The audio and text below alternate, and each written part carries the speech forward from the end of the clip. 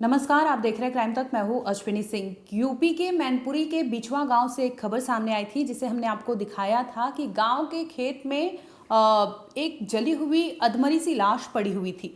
आपको बता दें कि लाश का एक पैर सिर बचा हुआ था और सिर का कुछ हिस्सा बचा हुआ था, जिसके बाद वहां से जाते हुए राहगीर ने देखा था और पुलिस को सूचना दी थी, जिसके बाद पुलिस तहकीकात के लिए पहुंचती है और उसमें शिनाख्ती के लिए आसपास के गांव से लोगों को बुलाती है, जिसमें ये खुलासा होता है कि जो मरने वाला व्यक्ति है उसके पास पड़े जो एविडेंस होते हैं, यानी उसके कपड़े, मोबाइल फ़ोन और जूते चप्पल जो भी वहां पर एविडेंस पड़े होते हैं, उसे देखकर एक परिवार होता है बिछवा गांव का ही, वो शिनाख्ती करता है कि ये उनका बेटा यानी 40 साल का साजिद है। इसके बाद पुलिस को पता चल जाता है कि ये डेड बॉडी किसकी है, और वहीं जब पीड़ित परिवार बताते हैं कि ये इस घर के बेटे हैं, इसके बाद तहकीकात होती है जिसमें ये सामने आता है। और साजिद के परिवार का कहना था कि कुछ महीने पहले ही उनकी बीवी के साथ कुछ ऐसा हुआ था, जिसे लेकर मामला कोर्ट में चल रहा था। इसी दरमियान 20 फरवरी को सुनवाई होनी थी, जिसके पहले साजिद के साथ कुछ अनहोनी हुई, जिसकी वजह से उसकी हत्या की गई थी।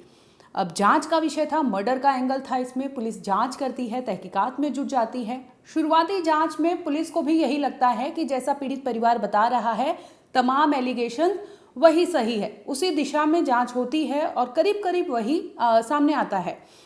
जांच में ये पता चलता है कि कुछ महीने पहले यानी साल 2024 के होली के समय साजिद की बीवी को गांव के ही प्रधान जो होते हैं भोला, उन्होंने मटन बनाने के लिए यानी बिरयानी बनाती थी वो, अच्छा, और गांव में लोगों के यहाँ जाती थी, खाना बनाती थी, जिसकी वजह से पूर्व प्रधान भोला यादव ने उनकी साजिद की बीवी को अपने घर पे बिरयानी बनाने के लिए बुलाया था। इसके बाद ही उसे किडनैप कर लिया था और वहाँ पर लगभग 4 से 5 महीने तक कैद किया, और कैद करने के बाद उसका वहीं पर गैंगरेप होता रहा। इसमें 4 लोगों के खिलाफ मुकदमा दर्ज किया गया था। जब पत्नी वहीं दूसरी ओर बता दें कि परिवार ने गुमशुदगी की रिपोर्ट दर्ज कराई थी, क्योंकि 4 से 5 महीने तक साजिद की पत्नी का कोई भी अता पता नहीं होता।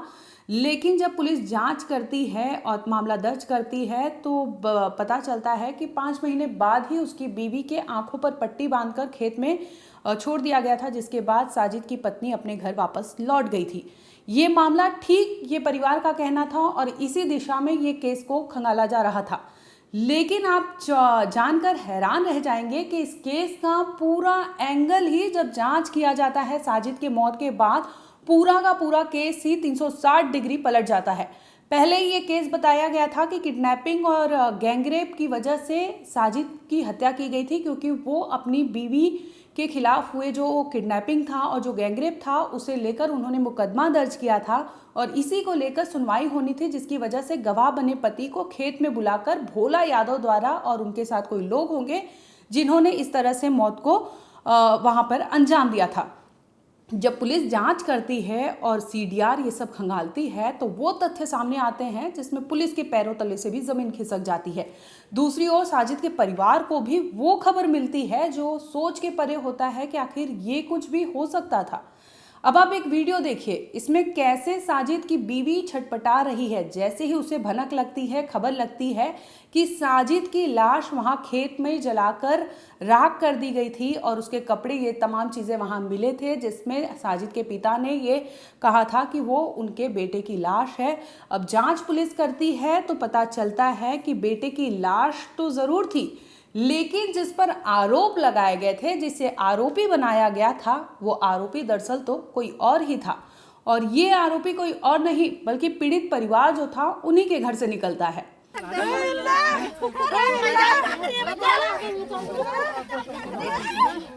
दरअसल मामले की तहकीकात पुलिस करती है। इसी बीच पुलिस को कुछ संदेह होता है, जिसकी वजह से पुलिस मोबाइल सीडीआर खंगालती है।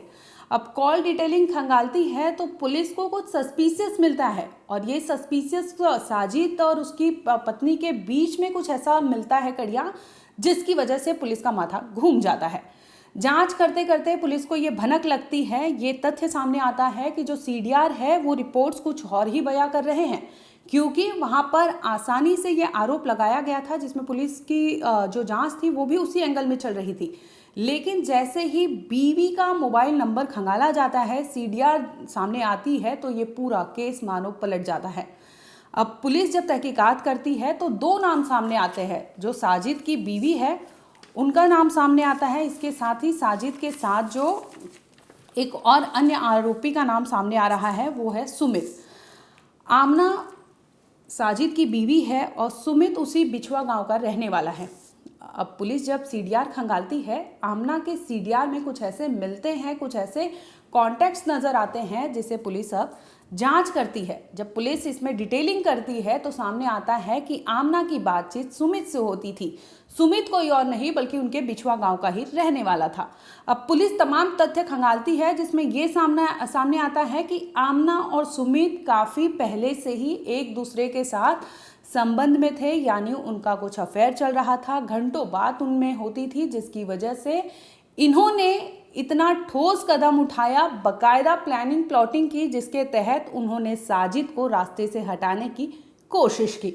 आपको बता दें कि इनके रिलेशन को लेकर साजिद को भनक हो गई थी, जिसकी वजह से आमना और सुमित सोचते हैं कि अब वो अपने आप को कैसे बचाए। यही होता है कि ये कुछ दिन पहले, यानी आपको बता दें कि सोमवार फरवरी 17 की बात है, जब साजिद की लाश खेत में बरामद हुई थी। उसी रात यानी 16 फरवरी को आमना यानी साजिद की बीवी और सुमित ने एक प्लान रचा था। प्लान के मुताबिक आमना यानी साजिद की बीवी ने घर में चाय में कुछ नशीली पदार्थें मिलाई थी। इसके साथ ही वो जब देखती है कि उसका हस्बैंड यानी साजिद थोड़ा सा बेहोशी की हालत में है, तब वो सुमित की मदद लेती है और उसे ले जाती है गांव के उस खेत पर जहां पर नहर होता है।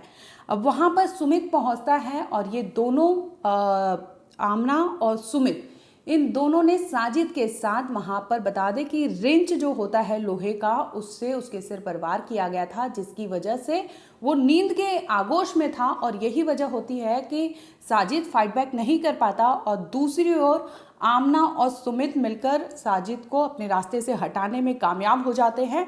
बकायदा उसे नींद की गोलियां देते हैं, जिसकी वजह से वो अपने होश में नहीं होता और इसी का फ़ायदा उठाकर आमना अपने बॉयफ्रेंड के साथ उसका कत्ल करने में कामयाब हो जाती है। इसके साथ ही ये प्लास्टिक के बोतल में कुछ ऐसी चीज़ें ले गए थे, जिसके बाद मारने के बाद जब साजिद वहाँ उसकी डेथ हो जाती है तो डेड बॉडी पर वो तेल छिड़क देते हैं, जिसके बाद उससे आग के हवाले करके वहाँ से फरार हो जाते हैं। जांच में पता चल जाए कि वो शिनाख्त कर पाए कि ये साजिद ही है, इसकी वजह से उसके कपड़े और कुछ ऐसी चीज़ें वहाँ पर फेंक गए थे। जब पुलिस जांच करती है और एफएसएल टीम पहुंचती है तो बता दें कि वहां से प्लास्टिक बोतल बरामद की थी, इसके साथ ही उसके कपड़े और तमाम ऐसी चीज़ें थी। जब पुलिस को सीडीआर हाथ लगता है तो पुलिस उनके घर की भी जांच करती है, जिसमें नींद की गोलियों के जो टैबलेट होते हैं वो पुलिस के हाथ लग जाते हैं, जिससे पुलिस अपने गिरफ्त में कर लेती है। और सीडीआर एक मेन इसमें कड़ी होती है इस केस को सुलझाने के लिए। तकरीबन ये मर्डर मिस्ट्री यही था कि गवाही देने के लिए गया था वहाँ पर पति और उसकी हत्या की गई थी, लेकिन जब कहानी और जब पुलिस जांच करती है तो कहानी पूरी तरह से बदल जाती है।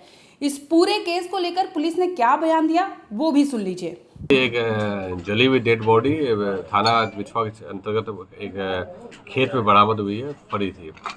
घटना की जब सूचना मिली तो पुलिस फोर्स वहाँ गई और उसके बाद मृतक की पहचान की गई साजिद के रूप में, पोस्टमार्टम के लिए भेजा गया और इसमें परिवार के तरफ से तहरीर प्राप्त हुई, जिसमें ये बताया गया है कि भोला यादव नामक और उसके कुछ साथियों के द्वारा इनकी हत्या कर दी गई है।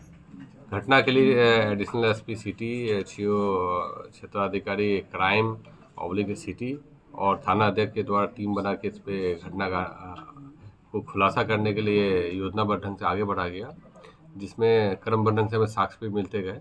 इसमें पाया गया कि मृतक की पत्नी और जो एक सुमित नाम के लड़के जो पड़ोसी हैं, दोनों के बीच बहुत कई दिनों पहले से बातचीत हो रही थी और इनकी बातचीत प्रगाढ़, मतलब दोस्ती अच्छी खासी हो गई थी।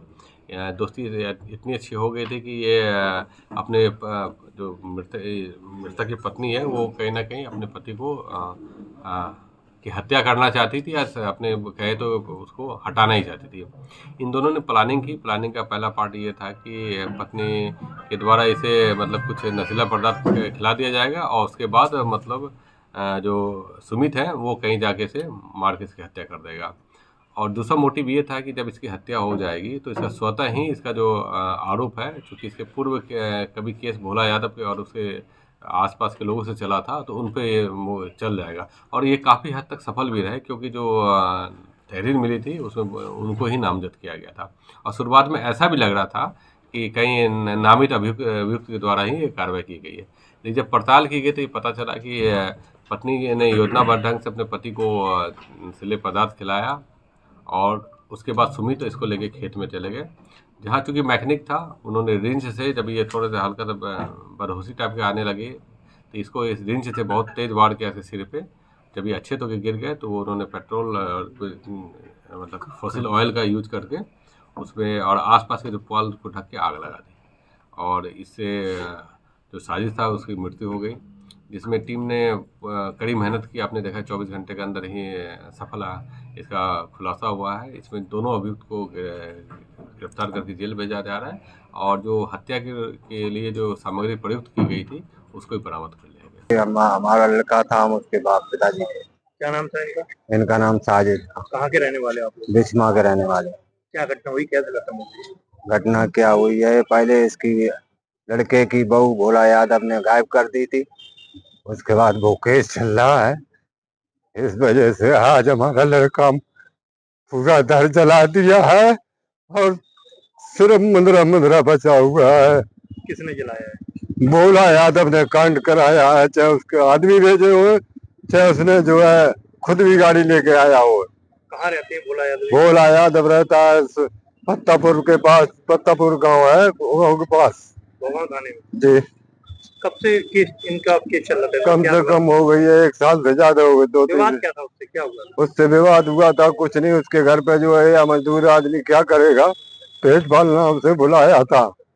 उसने कही मेरे घर पे बिरयानी बना दो, जो खाना आना बनवा दो, लालच में जाती है, तो वहीं से उसने गायब कर दिया उसको, इसकी पत्नी को। कितना टाइम हो गया? टाइम लगभग हो गया था कम से कम 3 साल वही यारी केस चलते हुए। 4 महीने बाद वो लड़की जब कोशिश ज्यादा करी तब वो मिली। आज उसने हमारे इस कदर का हमारा जो है दिल दुखा दिया है कि मुझे कुछ नहीं दिखाता है। आपको बताना, आपने थाने में शिकायत की? मैंने आपको थाने में भोगा थाने में शिकायत करी, यहाँ भी करी है, लेकिन मेरी कोई सुनवाई नहीं हुई उस वक्त। फिर मैंने यहाँ पर जो आगे मैंने जो रात बिताई है 2-3 बार, तो हमारी कुछ सुनवाई हुई, तो वो लड़की मिली। आज भोला यादव ने हमारा बच्चा मरवा दिया और हमें बहुत बड़ी गम, हमें जीना हराम है। कहाँ पे मिली इनकी बॉडी? इनकी मिली है नहर के पास, जो है कम से कम 100 मीटर जो है खेत में मिली है डेड बॉडी। जी हाँ। बहरहाल आपको बता दें कि आमना और सुमित दोनों को पुलिस ने गिरफ्तार कर लिया है, और पुलिस के सामने सीडीआर उनके हैं, जिसमें पुलिस ने ये कड़ियाँ जोड़ी और पूरा क्राइम सीक्वेंस उनसे पूछा, जिसमें ये साबित हो जाता है, दोनों कबूल करते हैं कि इन दोनों के बीच में संबंध था, जिसकी भनक उसके पति यानी साजिद को लग गई थी।